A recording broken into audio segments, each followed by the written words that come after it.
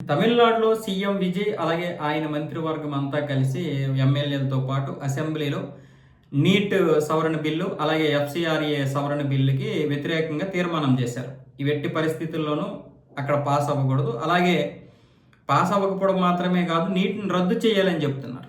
నీటిని రద్దు చేయాలి, రాష్ట్రాలకు అధికారం ఇవ్వాలని చెప్తున్నారు. 2017లో ఏదైతే జరిగిందో మళ్ళీ అదే జరుగుతుంది. రాష్ట్రాలకు అధికారం ఇస్తే సేమ్ అలాగే జరుగుతుంది కదా. అది ఇప్పుడు వచ్చిన బాధ. 2017 నుంచి కేంద్రం తీసుకుంది నీటు, కానీ అక్కడ జరిగినది అయితే మాత్రం ఖచ్చితంగా నీటి పేపర్ లీక్ ఏదైతే ఉందో ఖచ్చితంగా అది చాలా పెద్ద తప్పు, క్షమించడానికి తప్పే. దానికి ప్రభుత్వం ప్రక్షాళన మొదలుపెట్టింది, చేస్తుంది. అంతకుముందు చర్యలు తీసుకున్నందుకు జంతర్ మంతర్ వద్ద విద్యార్థులు రావడం, అక్కడ చేసింది ఎవరైనా కావచ్చు, కానీ అది నీట్ పరీక్ష పేపర్ లీక్ గురించే కాబట్టి ప్రభుత్వం వెంటనే యాక్షన్ తీసుకుంది. ధర్మేంద్ర ప్రధాన్ రాజీనామా చేశాడు. అది ముందుగానో ఆలస్యంగానో మొత్తానికి ప్రభుత్వమే జవాబుదారీతనంగా ఉండాలి. కానీ ఈ సంఘటన జరిగింది కదా అని చెప్పి ఇప్పుడు రాష్ట్రాలకు అధికారం ఇస్తే 29 రాష్ట్రాలు 29 తప్పులు. మళ్ళీ పైగా ఇక్కడ రాష్ట్రాల పరంగా చూస్తే చాలా వరకు అమ్ముకుంటారు. అది చాలా పెద్ద నష్టం విద్యార్థులకి. ఈరోజు కేంద్రంలో ఉంది కాబట్టి 1,00,000, 2,00,000, 1,50,000 ఎంతో కొంతమంది విద్యార్థులకి ఉద్యోగాలైనా వస్తున్నాయి, ఆ విధంగా సీట్లైనా వస్తున్నాయి.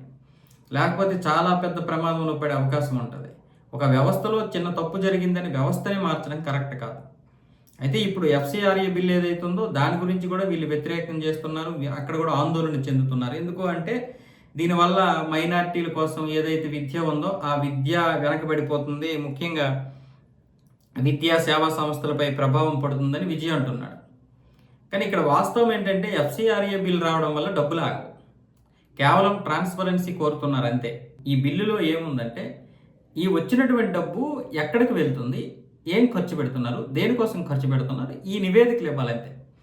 ఎఫ్సిఆర్ఏ బిల్ అంటే ఈ డబ్బులు ఆగిపోతాయి అని కొంతమంది ప్రచారం చేస్తున్నారు. దుష్ప్రచారం. అది దుష్ప్రచారం మీరు చేయకండి. వాస్తవం ఏంటంటే ఈ బిల్లు పాస్ అయితే ఈ వచ్చినటువంటి డబ్బులు ఏవైతే ఫారెన్ నుండి వస్తాయో ఈ డబ్బులు ఎక్కడికి వెళ్తున్నాయి?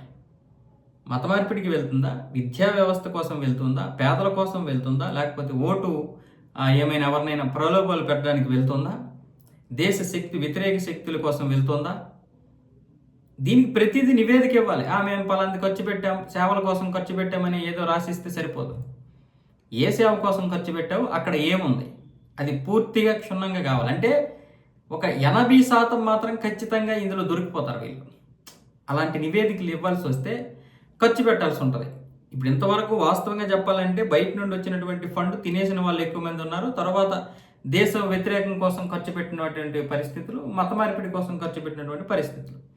ఇప్పుడు వీళ్ళు నిజంగా మత మార్పిడి కోసం కాకపోతే, దేశ వ్యతిరేక శక్తుల కోసం కాకపోతే భయపడడం ఎందుకు? ఓకే, బిల్లు పాస్ అవని వచ్చిన నష్టం ఏంటి? మీకు నివేదికలు ఇవ్వాలి కదా, మేము నివేదికలు ఇచ్చేస్తాం.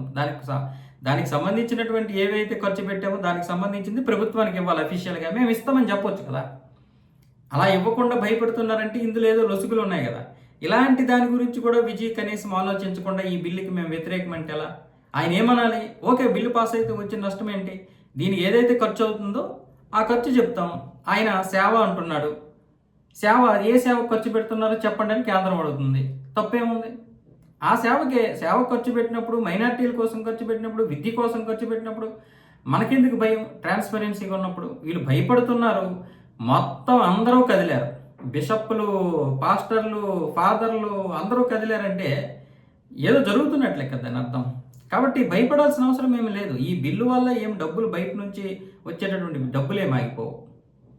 ఇక్కడ ఏంటంటే ట్రాన్స్పరెన్సీ అడుగుతుంది ప్రభుత్వం. ఆ ట్రాన్స్పరెన్సీకి ట్రాన్స్పరెన్సీకి డబ్బులు ఆగడానికి సంబంధం ఏంటి? డబ్బులు వస్తాయి కానీ నివేదికలు ఇవ్వాలి.